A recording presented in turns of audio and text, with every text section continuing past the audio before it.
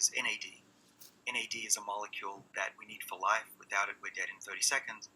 And NAD isn't something that you can, you can swallow it, but the best bang for the buck is to eat molecules that the body uses to make this NAD molecule. And the one that I choose to take is called NMN, short for nicotinamide mononucleotide. But the NMN is important because it's the immediate precursor to make NAD, and the body makes NAD very rapidly. And I know from clinical trials that I've been involved with that taking a gram of NMN, which I do every day, raises NAD levels in whole blood, in cells in the blood, probably in the rest of my body as well. It's hard to test that without a tissue sample. I'm not going to give up my brain anytime soon. But the doubling of that NAD is important because as we get older, we make less of this chemical. We have about half the levels of NAD in our skin, for example, as I have half the levels if I didn't supplement that I would have made when I was 20. As we age, the tiniest blood vessels in our bodies wither and die, reducing the blood flow to organs and tissues. Vascular aging causes many diseases: cardiovascular, neurological, muscle wasting, frailty, and even aging. Here at Harvard Medical School, we've reversed this process in mice, setting the stage for radical new therapies to help people. The new study has unraveled the cascade of interactions between blood vessels and muscles. Endothelial cells, which line the walls of blood vessels, are essential for the health and growth of the vessels, and as endothelial cells age, blood vessels begin to atrophy and die. Blood flow to many parts of the body diminishes. Organs and tissues begin to function less well. Blood vessel demise hits muscles especially hard, because muscles rely on a robust supply of blood for their function. This process can be slowed down with regular exercise, but only up to a point. Over time, even exercise fails to stave off blood vessel demise and muscle loss. The new findings have cracked the mystery behind this process. As our blood vessels age, they become deaf to the signals from exercise muscle. This actually leads to the muscle shrinking as we get older, and therefore we're less able to exercise and grow new blood vessels. A vicious cycle indeed.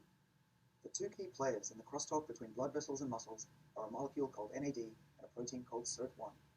NAD boosts SIRT1, which in turn enables the conversation between muscles and blood vessels. But both NAD and SIRT1 decline as we age. They can no longer perform their role as the interface between the muscles and blood vessels. In our new study, we gave mice NMN, a chemical compound commonly found in the body and previously shown to boost NAD levels, which in turn boosts SIRT1. These mice had better endothelial function, blood vessel growth, and improved blood supply to their muscles. And what was most striking? These animals' capacity for exercise improved dramatically. In fact, the old mice treated with NMN had up to 80% greater exercise capacity compared with the untreated old mice. These results, I believe, can help millions of people who have lost their mobility or simply can no longer exercise, either through frailty, disability, or old age. This sets the stage for new medicines that will be able to restore blood flow in organs that have lost it, either through a heart attack, a stroke, or even in patients with dementia. Due to mitochondrial disorder, and we were treating regular mice on treadmills, we found that NMN just worked better at the same dose. We don't actually understand why. It could be that this phosphate addition is one of the reasons, but just based on observations in our hands and in others, NMN works better than NR. Reported that out in the scientific community. They seem to be younger, having better activity, better mitochondrial function. They run further. The lifespan looks promising. We've done it once, and they do live longer on NMN. It works in mice. So this was a 10-week study. It's well done. It's randomized, placebo-controlled. It was 250 milligrams, which is a relatively low dose. Remember, I'm taking in my clinical trials are a gram and 2 grams. This is 250 milligrams. Nevertheless, it improved what you say insulin-stimulated glucose disposal, basically insulin sensitivity. And that's a hallmark of longevity. Keeping glucose out of the bloodstream, keeping it at low levels, is a hallmark of wellness and ultimately longer life.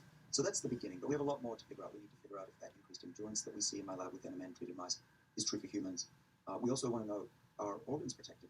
Other labs, not mine, but other labs have shown that NMN protects the organs when they're damaged, kidney and heart, the two main ones, even increased wound healing.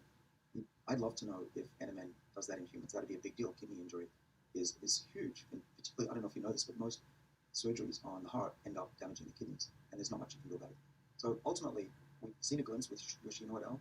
My studies that I'm involved with at Harvard Medical School are looking promising. We'll know more next year. But yeah, there's a lot more in the